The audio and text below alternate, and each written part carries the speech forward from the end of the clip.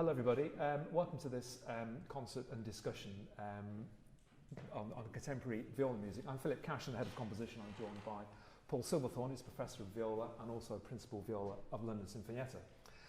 We've got three premieres this morning for you of solo viola pieces which have been written as part of the Academy's bicentenary 200 Pieces project, in which we're commissioning 200 composers to write new solo pieces to celebrate the Academy's bicentenary next year. And we also have a performance of George Benjamin's Viola Viola, which is starting to become a bit of a classic in the repertoire, I think.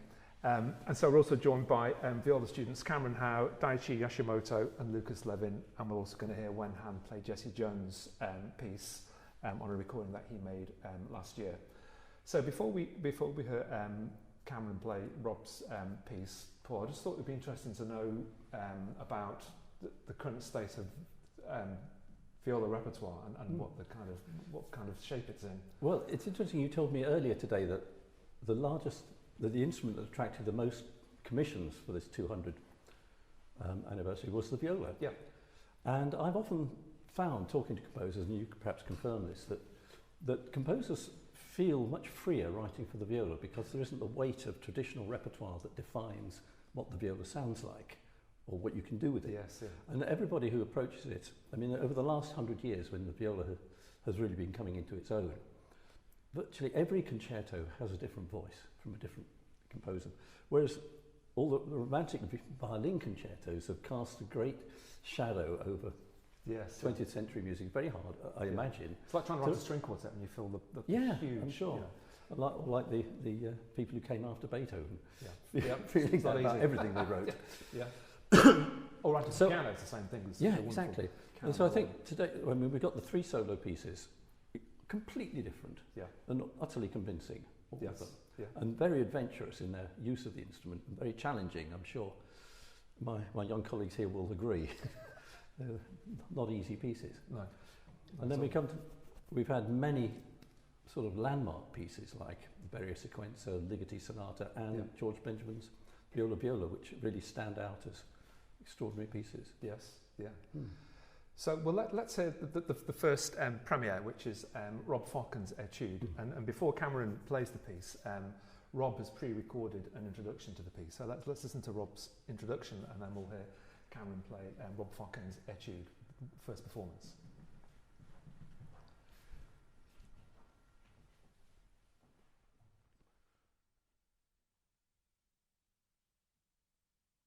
Hello there, I'm Rob Fokkens, and I've written this piece, Etude, for the Royal Academy of Music's 200 Pieces project.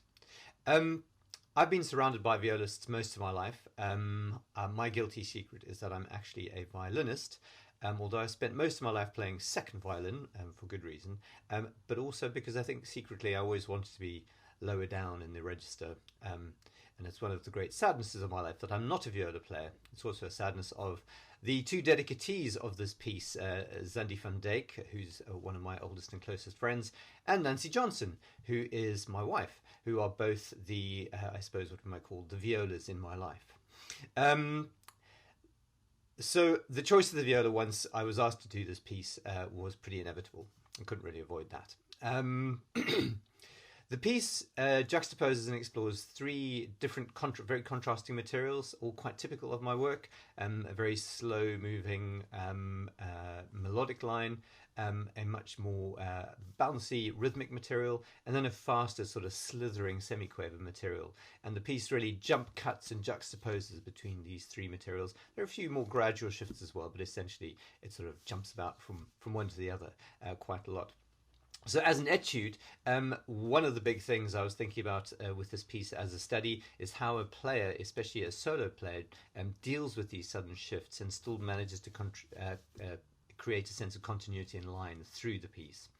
But there's also two very big technical challenges in the piece, which the etude is seeking to develop. The first is left-hand pizzicato, and particularly maintaining the left-hand pizzicato through the more legato lines. I've created some really interesting string crossing challenges for the player, which hopefully will come off very well today.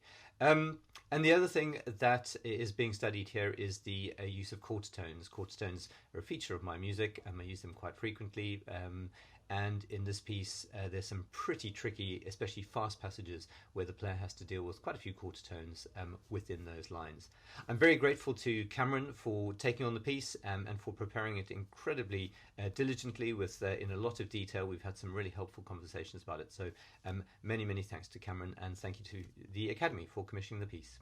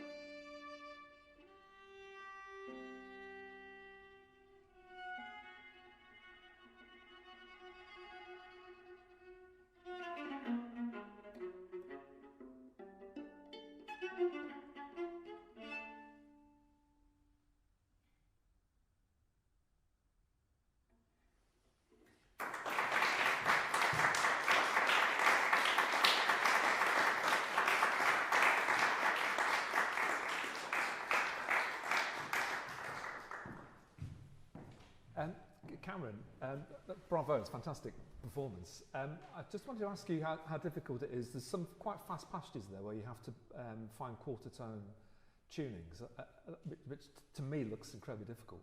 How do you kind of get around that and learn to play something so fast, which isn't, which has microtone tones in? It was as much about just flat out repetition, but also trying to hear it and really hear how the quarter tones changed, how the scales might sound. Because I'm not used to playing them. It's not sort of standard notation.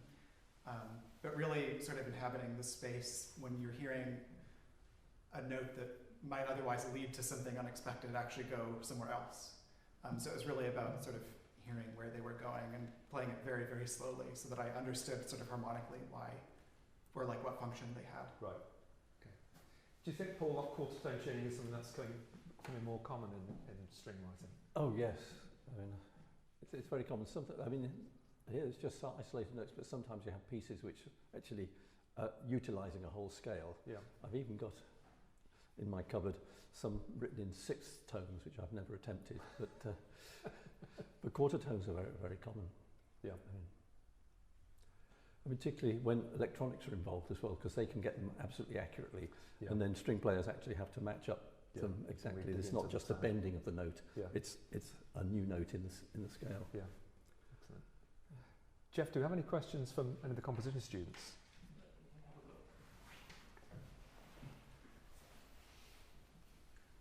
I haven't felt my phone buzz, so I'm not sure that we do. Okay.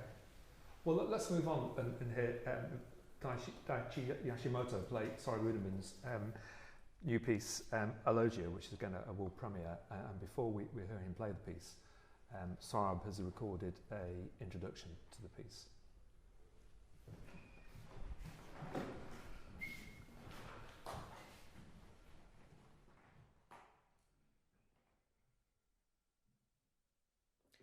The starting point and ideas for this piece came from the character of the instrument itself, as well as the action of making it sound. The viola's ranges of expression, colour, modes of articulation, and weights of sound created the kinds of musical textures and gestures used in this piece. The arc of the piece, from an impulse which unravels a line to its dissolution and release, is based on the action of the bow drawn across the strings, while its position and pressure change timbre, where colour is modulated to create and articulate lines and rhythms. The musical material is drawn from three distinct elements of one action. First, a gesture marked by an accent, an impulse, which gives rise to accelerating repeated low register notes. Second, a melodic line initially in the mid-low register, which unfolds, sounding against open strings. Third, the line dissolving into high register figurations and harmonics, decelerating, reiterated pitched sounds which veer towards noise. These elements are elaborated as the piece unfolds. The line expands and compresses in time and space, becoming melodic, declamatory, and then pulse-like. The noise-based residues of sound become fast changes of colour and arpeggiations. The accents and reiterations compress into low staccatissimo figurations. The music moves from rhythm, line, and figuration to pulse and noise-based coloration. The title refers to the notion of a collection of elegies or laments. Rather than appearing on stone or paper, or indeed recited as poetry, the idea was for these to be inscriptions in the air. The piece is made up of 4 cycles, sections traversed by the 3 types of material. The sound, colour, and harmony is rooted in the viola's changes of timbre, as well as pinned around its open strings. The sense of musical time for each of these inscriptions also move along different paths. At times, certain elements compress and expand in different ways against other strands which stay fixed, unchanged. The harmony also enciphers the names of 3 musicians who died young, were good friends, colleagues, and students of mine, and who I had in mind when working on this piece. The composer, musical director, and pianist Jonathan Goldstein, the composer and organist Jeremy Cowell, the producer, sound engineer, and academic Richard Smith. My thanks to the team at the Royal Academy of Music, especially Phil Cashin and Paul Silverthorne, for commissioning Elogia for solo viola and staging its premiere as part of this concert. And a big thank you too to Daichi Yoshimura for performing Elogia and for his terrific work on it.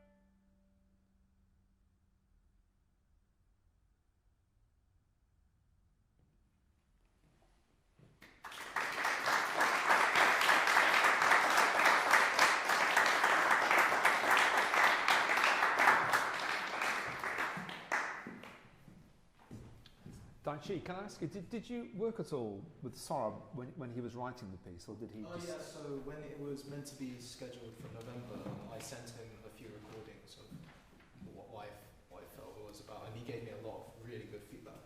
I was a bit confused with the last 2 pages, but with the Sem Quavers passage. Right. And he really gave me a lot of insight into what he was thinking about when he was writing. Fabulous. Can I ask you, Paul? That was again an amazing piece, a fantastic promo, and it's quite a substantial piece. It might be a stupid question, but when you learn a piece like that, which has like a big shape to it, how do you learn a piece? Do you start at the beginning, or do you jump around and slowly fit it together? Well, personally, I do try, however sketchily, to get the feeling what the whole thing's about. Yeah. Even if I haven't sorted out technically all the things on the way, but at some point you've got to then get down to the nitty-gritty of each section. But it doesn't make much sense trying to work out the sounds and the techniques of one passage if you don't know where it's going to end up. Right, you don't know the bigger picture. So I don't know if Dai Chi feels the same, had a similar approach, I don't know, but that's what I would try to do. Okay. And the same with trying to decide what fingerings, bowings to do, unless you know what you want it to sound like, or what the composer wants it to sound like. Yeah. If they're still alive, then there's no point until you've got something clear in your head. Does it always help to work with a composer, or do they get in the way sometimes? No, it's fascinating, really, and the difference is also very interesting. There's some composers, you might have an idea and suggest it to them, and they say, oh, yeah, that's nice, I hadn't thought of that. Or someone like George Benjamin, for instance. Yep. No. What he's written is exactly what he wants. Right, yep. And you can very rarely achieve it. Yes. But it's always achievable on paper, but we could get onto that later. Yeah. But I find it really fascinating working with composers, because most of the music we play, you can't consult the composer, but from the experience of talking to living composers, you can think about what questions you might ask and maybe what answers you get back if you're playing Brahms or Mozart or anybody. Yeah. And I do find that really helpful. Good, because performance is the tail end of composition, isn't it? Notation is absolute. Yeah. And most composers are nice people. And they like to get out and away from the desk occasionally and have a chat. I was just going to ask Jeff, any questions from composers now? Okay. Stunned, obviously. Stunned, obviously, by these amazing performances. Have any of you got any questions, or should we keep going?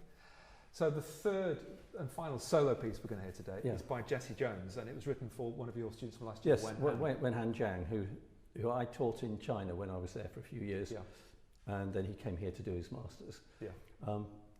Unfortunately, he wasn't able to do it in this because he went back during the lockdown. But he managed to get a job, which is good.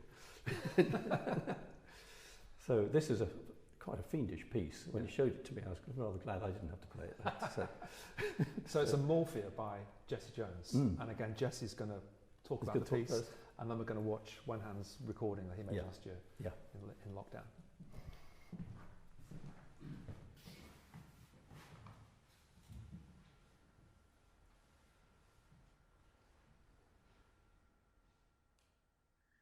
My name is Jesse Jones, and I'm a composer. I am the composer of the work which I assume you're about to listen to, called Amorphia for solo viola. This piece stems from an experience I had actually swimming. During the summer that I was writing this piece, I was swimming, trying to increase the amount of laps that I could get through.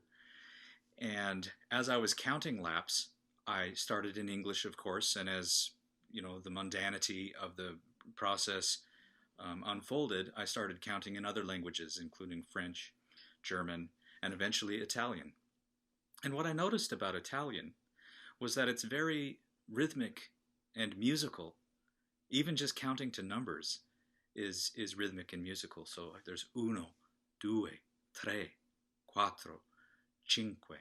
And especially as you get into the teens, there's undici, dodici, tredici, right? 17, 18, etc. And as I was putting myself through the torture of going through all these laps, I started to wonder if I could make a piece based on this. Like uno, for instance. I could take u, the ut, and turn it into the note C. And then due, I could have a D, the same C for ut, and then an E, due. And then I started noticing on the third lap the tre, the rolled R aspect. And so I thought, well, maybe I could bounce the bow or have some sort of stuttering bowed effect there. All right? And then also like cinque on the fifth lap. Cinque. What was sticking out to my inner ear was just the ch, this hard assonant sound of the CH. And so I thought maybe I could add a scratch tone, right? Then also, especially during the teen numbers, 11, 12, I started to realize that that has a very musical, inherently musical rhythm to it, which I thought I would also exploit in this work. So the piece is called Amorphia because my task was to morph these mundane yet musical Italian materials, basically, and morph them into something that was artistically, musically, structurally compelling. Okay?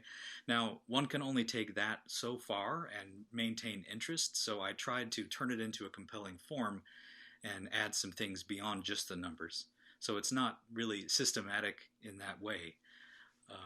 But that is the task, that was the impetus for the piece. I would like to personally thank Wenhan for going through what must have been monumental effort of learning this fingerbuster of a piece. I wish I could join you in person for this premiere. I thank you for listening to it, and I hope you enjoy it. Thank you very much.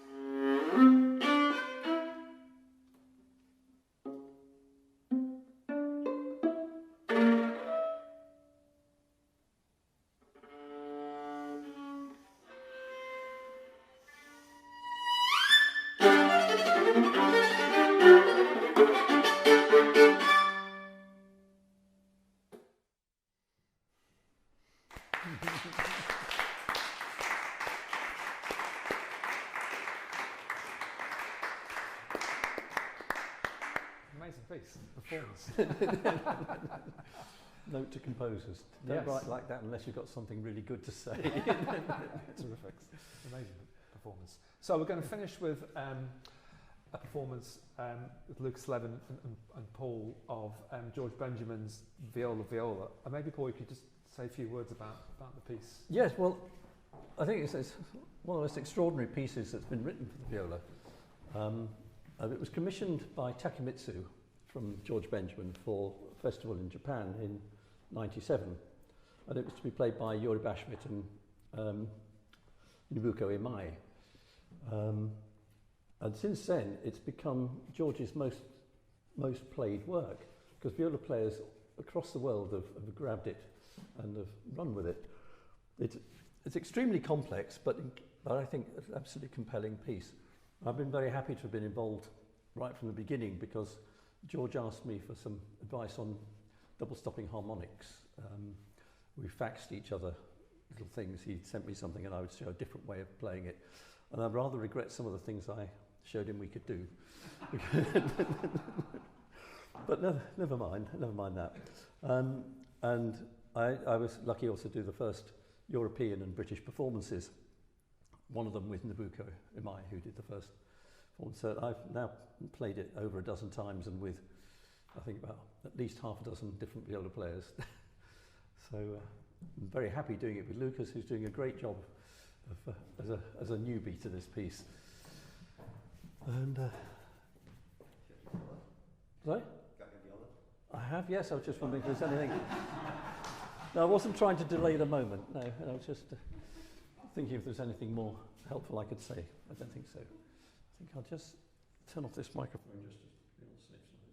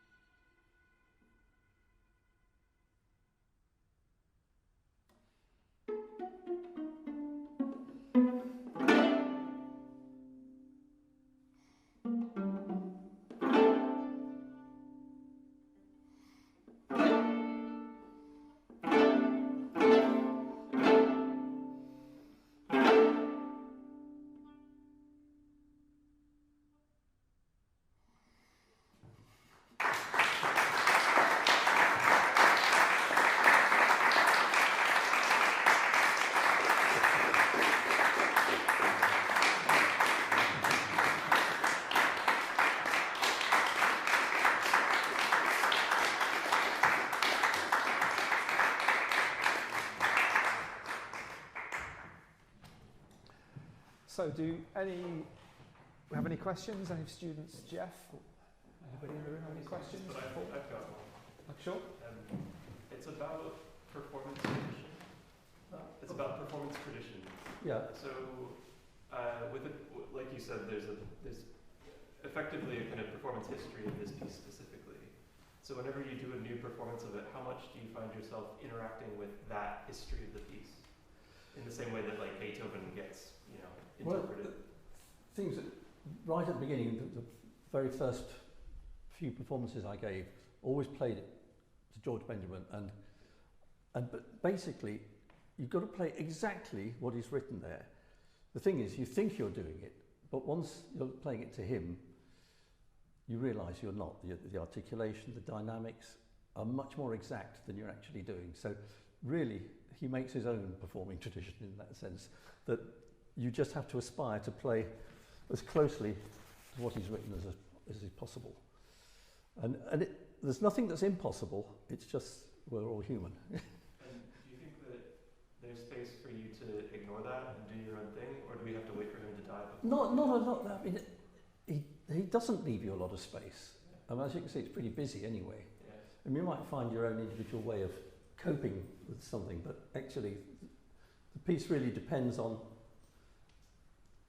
what he's written. There isn't a lot of scope for interpretation, frankly.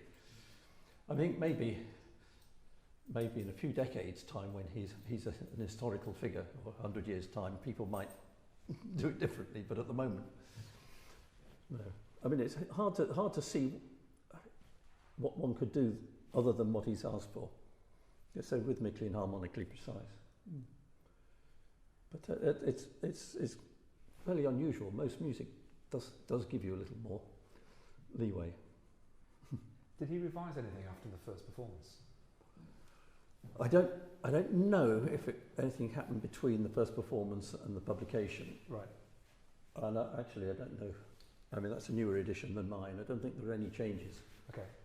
Are there are quite a few recordings on there, or several? There are a few, yes. Yeah. And how do they differ? Or is that just terms of how they record them? You tell me.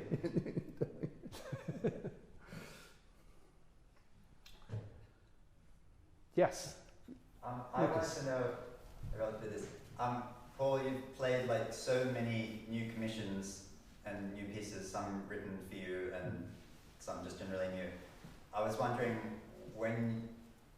how often do you play a new piece and think, wow, this is like a really good piece, and what makes it so, I suppose? That's a difficult one.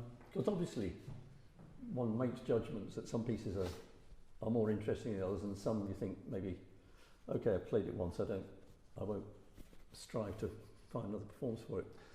But at the same time, when you're in a piece and learning it, you have to sort of be convinced, just as if you're an actor in a play. If you don't think the play is very good, you still want to make that character, make that live, and you want to do that with the piece.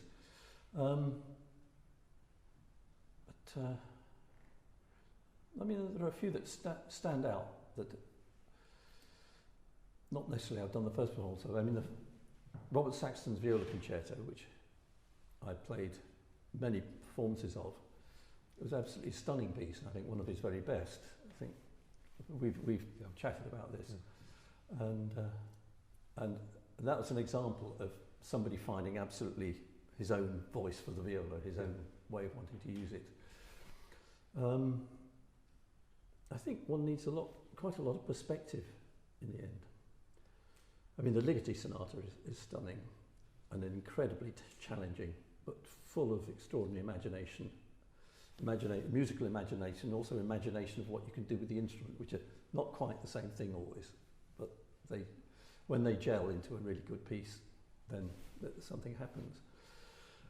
And, well, major pieces like Berio Sequenza and Naturale are both favourites of mine, which I do love to play, and they've lived with me for a long time. I think the test is whether you find yourself pushing to get a performance of a piece rather than just accepting the date and doing what you can with it. Are there any pieces, Paul, that you've played and then gone back to years later and rediscovered something completely different in the piece? Well, the one that immediately comes to mind was when, in my very early career, when I was in a string quartet, we did the British premiere of the Schnittke Piano Quintet. Oh, right, yeah. And it was the first piece of his I'd ever heard, because this was way back in the 70s, I think, and couldn't make head or tail of it. I thought, what is this? And then about 20 years later, I was with a group and we did this piece again. I thought, that's what it was all about. But I had some of that trouble with the Shostakovich Sonata to start with. Right. I heard marvellous performances by Chabret-Dely and Bashmet. Oh, amazing. Went out and bought the music. And I couldn't find the music in the music for quite a long time. Yeah. But that's also one of my core pieces now. Right, yes. Yeah. It was quite a journey to understand that language. Yeah. I remember you playing that in Dartington a few years ago. Yes. Yeah. Yeah. Cameron, you had a question, didn't you? Yeah, this piece is amazing for so many different reasons, but I think also because it shows you the differences between literally the viola as an instrument. Because just sort of hearing, because there's such imitation in the piece, hearing your instrument and Lucas's instrument and just sort of how they complement and how they're different. I was just wondering if that was something that George Benjamin ever talked about, or Phil, if that's something that sort of composers think about when they're writing duo pieces for two instruments. Well, I think he was aiming actually to write a quartet for two instruments, because very often there are at least four distinct lines. Yeah. So you'll have a pianissimo running figure da-da-da-da-da, and then bum bum fortissimo, and those are separate parts in effect musically. So much so actually that one conductor wanted George to arrange it for viola and viola section of an orchestra. And he said no, because it was a nonsense idea. Because this is what it is.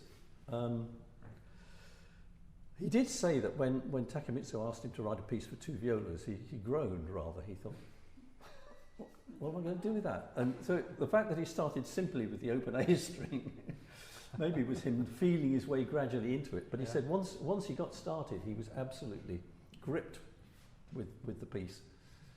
And I think writing a piece for two instruments is easier than writing a solo piece. Solo pieces are, I don't know if you agree, other composers are really hard to write. Really difficult. Yeah. Yeah. Because, I mean, after all, with two, at least you can do imitation, you can do counterpoint, you can do all sorts of things. And you can, if it's a melody instrument, you can add some harmony rather than implied harmony. Yeah, absolutely, especially with double stops as well. It all becomes a lot easier. Yeah. Do we have any more questions? James? I was just wondering about, you mentioned the Robert Saxton Viola Concerto. It seems to me that the favourite viola concertos are still kind of the early 20th century concertos like Walton, Hindemith and Bartók. Do you think there are any other concertos from later in the 20th century? I'm thinking, or into the 21st century, like the Goodbye Dolina Viola Concerto is beautiful. Yeah, well, she's a wonderful composer. Two violas is really I haven't played a concerto, so I've played a wonderfully wacky piece for viola, bassoon and piano called Quasi Hocetus, which is worth looking at if you don't know it. Later ones, so I've done some smaller scale ones with the London Sinfonietta with the younger generation of composers. I've done a more recent American composer, but he's a very sort of, not an avant-garde composer, in fact a couple of American composers very nice pieces, both worth playing. I think we're no longer actually stuck with having to be avant-garde, are we? No, people are allowed to write harmony and even in keys. Yeah, well, it's just, yeah. I mean, some people get a bit sniffy, but if it's good music, it's good music. It's good music, isn't it? And there's a much neglected viola concerto by Simon Bainbridge. I know, yeah, yes. Which never gets played. It's an amazing piece. It's a good recording of it with Walter Trampler. And Robin Holleroy wrote one. Yes, Robin Holleroy. Played ours. One of the nice things about it, it's got all sorts of little bits of the Elgar cello concerto and Scheherazade and things like that in it. Do we have any more questions? Any more, Jeff? No? Okay. Well, thanks, Paul. Okay, pleasure. Thank you, viola players. Thank you for all coming. Composers. And bravo again.